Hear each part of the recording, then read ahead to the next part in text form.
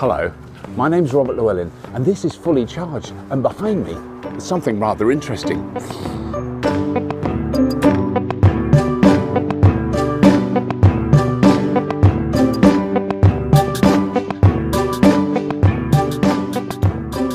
So Glenn, thank you very much for letting us come to your house. This is very exciting. So you have a Powerwall battery. That's basically, because that's the thing, you can walk past this and not even notice it. No, but that is a battery then? Yes. And then that's connected to your, so you've got solar panels on your roof? Solar PV, yes, on the back of the house. Right. Link down this cable here into a little box of tricks and then into there. And then, so have you now noticed a difference massively? Oh right, yes. it has. We're barely drawing any electricity in from the grid these days. Wow. 4 or 5% a day. 4 or 5% from the grid. Oh, yeah. My goodness, I mean, because we are in the middle of summer, so it will vary. Yeah. So how long have you had it? How long have you had the whole for system? 3 months. Right. So you've had time to see the difference. Yeah. And did you have the solar before? No, it was all installed. So it was all installed package. in one go. Right. Yeah. Okay. Yeah. Okay. So right. Because me and my partner we work. That we was going to obviously produce an electricity while we was out of work. Yeah. And this is a way to store that energy so that in the evenings you can use your free energy. Right. Well, I'm fascinated with how automatic that is. I mean, how much control of that you have to do, but you don't have to have any control. Right. No, it's all done. It's all controlled itself with. So during the day, then the solar panels charge this battery up, and then you come in, but I mean, you don't need to switch anything. It's absolutely seamless. Yeah, it's seamless. And there's a little app you can get, and you can see what percentage of electricity you're using. So Glenn, this is the app that you use then to see what's. Oh, it's brilliant. I love it. I'm just taking it all in now. Yeah, so it's all the information of your whole house, what production it's using, what your panels are using, state of the battery, the Tesla Powerwall, and what you're exporting into the grid. Right. And that changes constantly. That's going right. So at the moment, the panels are producing 1.69 kilowatts, which are all going into the house, which is only consuming 0.27. Yeah. So 1.43 going into the grid. Battery is at 96%. Not using any battery because obviously it's coming direct from the panels. The production there. You just had a text.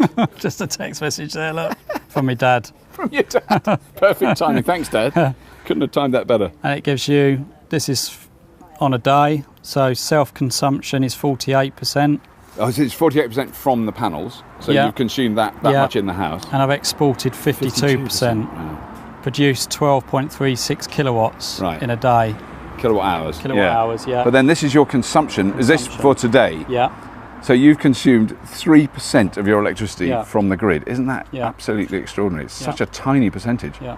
So it's a real big change. That's the thing that's very obvious. And then there's the graph that's at the bottom.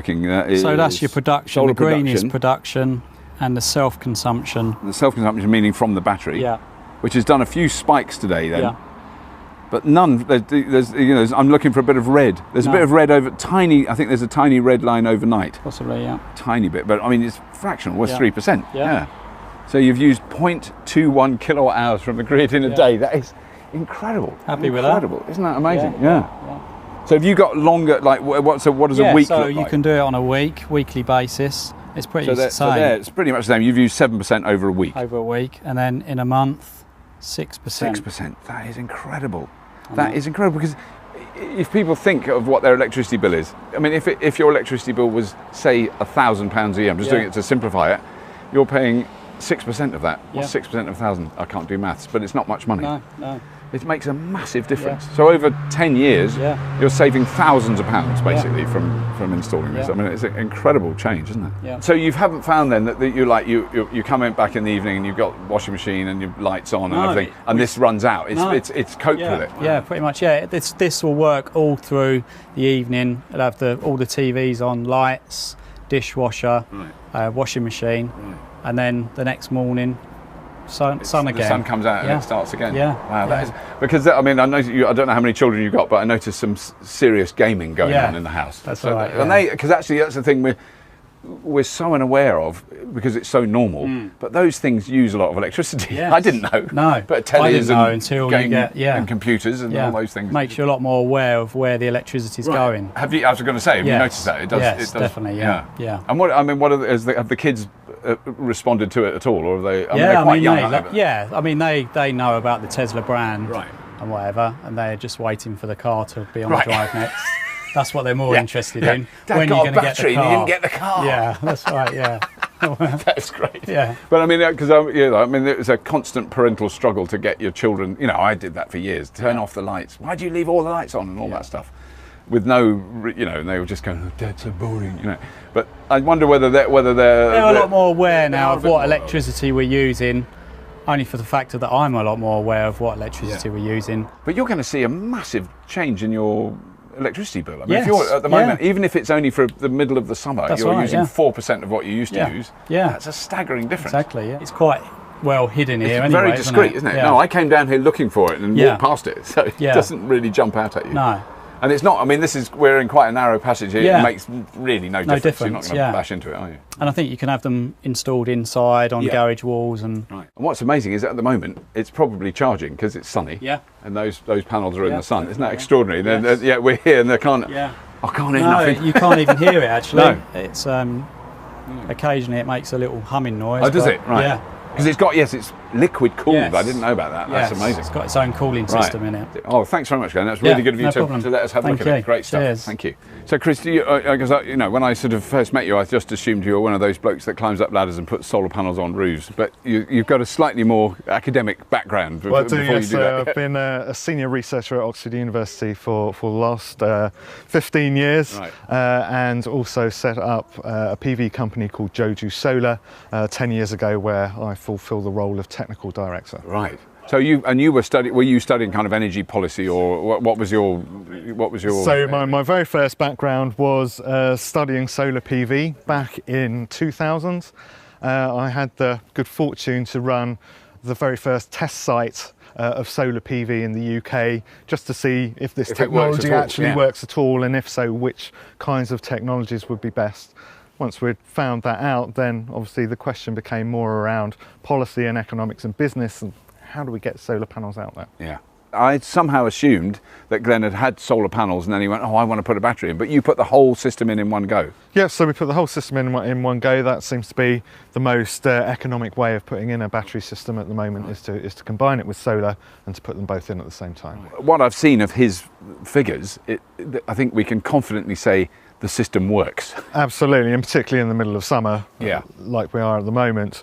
Yeah, the battery's filling up every day and fulfilling pretty much all of Glenn's nighttime usage. Because I mean, today he's had 3%, from judging by his app, 3% of his power has come from the grid, which is a speck, isn't it? I mean, it's nothing. Yeah, it's a tiny proportion. Right. Obviously, you do need to be able to fill the batteries up in order to be able to do that. So you're probably looking at a sort of 9-month period from March through to October time, where there will be enough solar energy around in order to fill the battery up and allow that evening and nighttime usage to be drawn off of the battery. Right. I think if you go down to the winter time, when the solar resource in the UK is much lower, then the battery will struggle to fill up as much, and so it won't be operating quite as effectively within those winter months. But over the course of the year, we would expect you to be able to use maybe something like 75–80% of self-generated electricity, and very little imported from the grid. Oh, wow, that is extraordinary. Yes, because obviously on a day like today, it's been a really sunny, hot day in the middle of the summer. The panels are going to produce way more than the battery can store.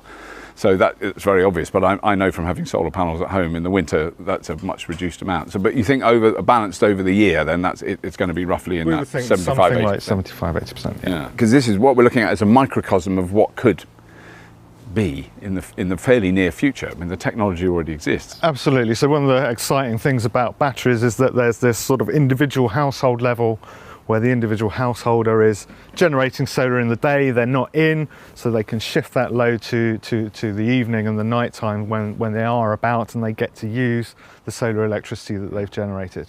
On a bigger scale, it's actually very helpful for electricity networks and the way in which they operate. So we're seeing increasing amounts of solar on the grid, which is actually putting quite a comprehensive dip into the amount of electricity that's required from fossil fuel generators during the middle of the day, but it's not doing very much to address the high evening peak when we have high levels of demand because everyone comes home and puts on the kettle, puts on the TV and starts cooking. So what we can actually do is start moving some of that solar generation into the evening and reducing that evening peak, which will make the electricity grid a lot easier to manage. It means we will need less fossil fuel to produce our electricity, and it means we will need less power stations. One can probably get away with building less power stations if we install batteries instead. We're at very, very early stages within the battery market in the UK. At the moment, I would estimate there's probably somewhere around about 1,000 battery devices installed so far. Solar's actually had a very long-term steady growth rate of around about 40% a year for around about the last 20 years. That's a very, very sustained and high level of rate of growth. I think if you look at the fastest growing industries worldwide, wind power growing at something like 30–35% a year, solar growing very fast, and probably to pick of the bunch at the moment would be LED lighting, which is growing at around about 140% a year in terms of its market growth. Right. So I think you're seeing with all these kind of environmental technologies that these very, very fast rates of growth, very rapid penetrations, very, very quickly become a very normal technology. And I think it would be quite easy to see batteries following the same kind of trajectory. Well, that's all for this week's show, coming from this lovely back garden in St Albans. I've got massive battery envy now. I just want a Tesla Powerwall. It's not fair, I want one now. What's been amazing though is to talk to the family and find out how much their awareness of their energy use has increased. Even the kids, quite young children that live here, are aware of it. I mean, clearly they want Dad to get a Tesla Model S, not just the battery on the wall, that was very clear, but it's really impressive technology. And even if it's only today that they're only using 3% of their electricity from the grid, today they're only using 3% of their electricity has come from the grid. I mean, that is a remarkable change. I think it's amazing technology. Anyway, that's all for now.